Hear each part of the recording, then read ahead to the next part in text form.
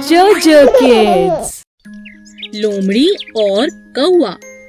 एक बार कालू कौवे को एक बड़ा चीज का टुकड़ा मिला। वो बहुत खुश हो गया। खुशी खुशी चीज के टुकड़े को लेकर अपने घोंसले के पास जाकर बैठ गया। तभी वहां से सोमी लोमड़ी निकली और उसकी नजर कालू कौवे पर पड़ी। कालू के मुंह में चीज का टुकड़ा देखकर सोमी लोमड़ी के मुंह में पानी आ गया और किसी भी तरह चालाकी से अब वो वह टुकड़ा पाना चाहती थी। तभी उसके दिमाग में एक उपाय आया और उसने कालू से कहा, कालू दोस्त, तुम कैसे हो? अच्छा हुआ तुम मिल गए। मैं बहुत दिनों से तुम्हें ढूंढ रही हूँ। सच, तुम जैसा सुंदर कौवा पूरे जंगल में नहीं है और तुम्हारी सुंदर आवाज सुनने को मेरे कान तरस रहे हैं। तुम कितना मधुर गाते हो, तुम्हारा रंग कितना प्यारा है। तुम बहुत ही अच्छे कौवे हो। तुम्हारा जैसा कौवा पूरे जंगल में नहीं है। मैंने कभी किसी कौवे को इतना अच्छा गाते हुए नहीं सुना। आज तुम कुछ अच्छा सा गाकर मुझे सुना दो प्लीज।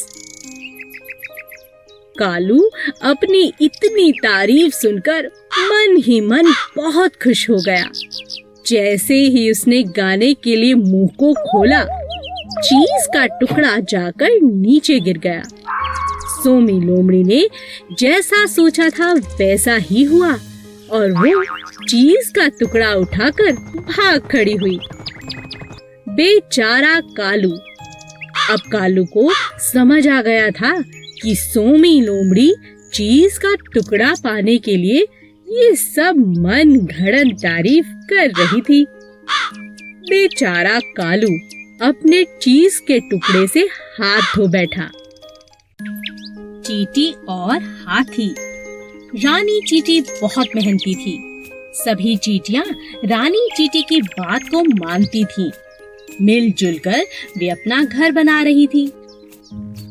उसी जंगल में अप्पू नाम का एक हाथी भी रहता था जो बहुत शैतान था। वह सभी जानवरों के साथ बहुत मस्ती करता था। जब चींटियों का घर बनकर तैयार हो गया तब वे अपने लिए खाना जमा करने लगी। तुम लोग इतनी मेहनत क्यों करते हो? कितना थक जाते होंगे। मैं अपनी सूंड से तुम्हारे घर को कभी भी नष्ट कर सकता हूँ। ये मेरे बाएं हाथ का खेल है। ऐसा कहकर अप्पू ने अपनी सूंड में पानी भरना शुरू किया। कुछ पानी पिया और कुछ चींटियों पर डाला। रानी चींटी को बहुत बुरा लगा। उसने कहा, हम बहुत दिनों से इतनी मेहनत कर रहे हैं अप्पू, पानी डालकर हमारी मेहनत को बर्बाद मत करो। मैं जो चाहूँ कर सकता हूँ। तुम बहुत घमंडी हो अप्पू। हम सभी जानवरों को मिलजुल कर जंगल में रहना चाहिए। हम सब एक दूसरे के काम आ सकते हैं। तुम इतनी छोटी चींटी, तुम मेरी कोई मदद नहीं कर सकती। कुछ दिनों बाद जंगल में एक शिकारी आया। उसने अप्पू को पकड़ने के लिए जाल फैलाया और अप्पू उस जाल में फंस गया। तभी रानी चींटी की नजर शिकारी पर पड़ी। उसने अप्पू हाथी की जान बचाने की सोची। वह अप्पू के पास गई और बोली, अप्पू दोस्त, घबराओ नहीं। मेरा दोस्त चूहा तुम्हारा जाल काट देगा और इस शिकारी को तो मैं मजा चखाती हूँ। सभी चींटियां शिकारी के पास गईं और उसे जगह जगह काटने लगी। शिकारी डर से तिलमिला उठा और जंगल छोड़कर भाग गया। चूहे ने अप्पू का जाल काट दिया। अप्पू ने चींटियों से माफी मांगी और कहा, मुझे माफ कर दो चींटी रानी, हम सबको मिलजुल कर रहना चाहिए। आज से मैं भी तुम्हारा दोस्त